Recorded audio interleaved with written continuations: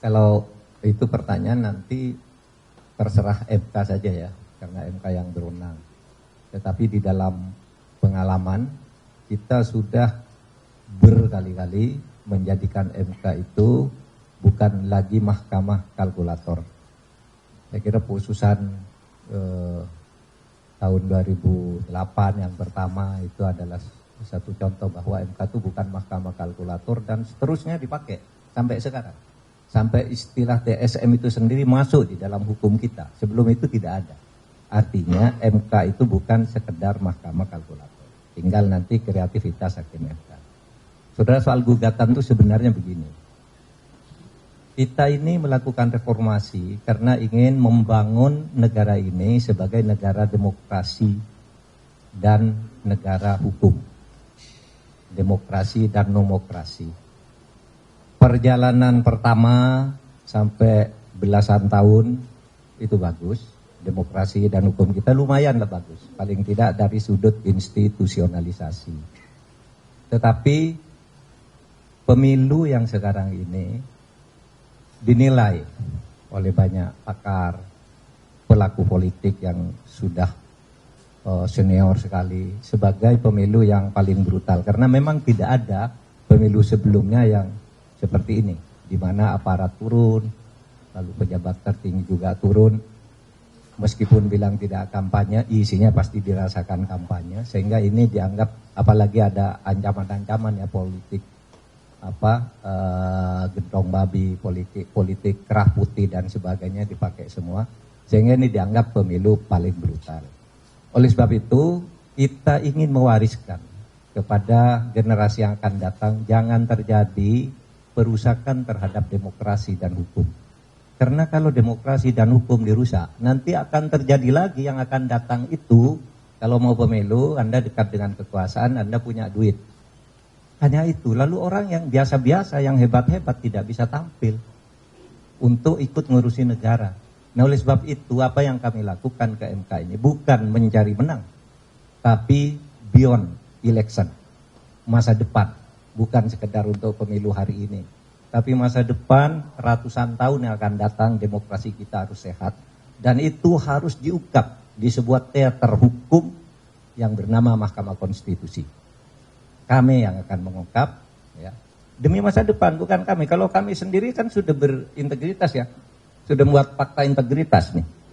Kami akan menerima apapun hasilnya.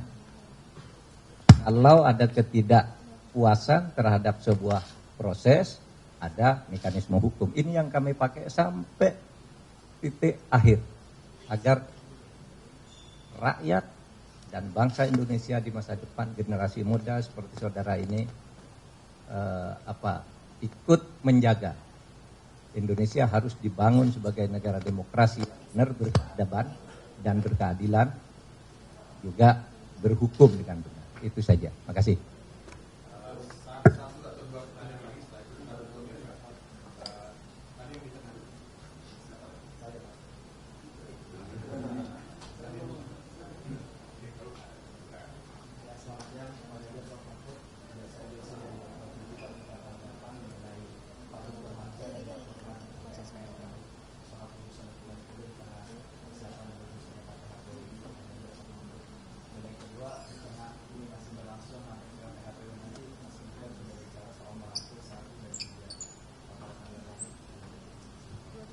Kalau siapa melaporkan apa, biarkan itu berproses sendiri begitu ya.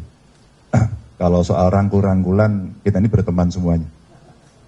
Toh para kandidat ini anak-anak bangsa begitu ya. Kalau ibarat sebuah pertandingan itu ada saat mulai, ada saat akhir. Tentu apapun nanti keputusan sebagai sebuah upaya tertinggi yang bisa kita lakukan dan kita putus, mari kita berpikir soal bangsa dan negara ini. Mari kita berpikir nasib rakyat. Mari kita berpikir bahwa ekonomi ke depan menghadapi tantangan yang berat. Berberita yang disiarkan kawan-kawan hari ini mulai Selandia Baru krisis. Jadi artinya kita juga mesti siap-siap ya. Bencana ada di banyak tempat, kita mesti merespon. Jangan kita terlena hanya urusan ini gitu. Jadi soal rangkul-merangkul, kita pasti harus menjadi kekuatan anak bangsa untuk membangun negeri ini dimanapun berada. Pasti kami akan bisa berkomunikasi. Kita kenal semua kok ya Prof. Teman baik, teman lama. Terakhir kalau ada, cukup?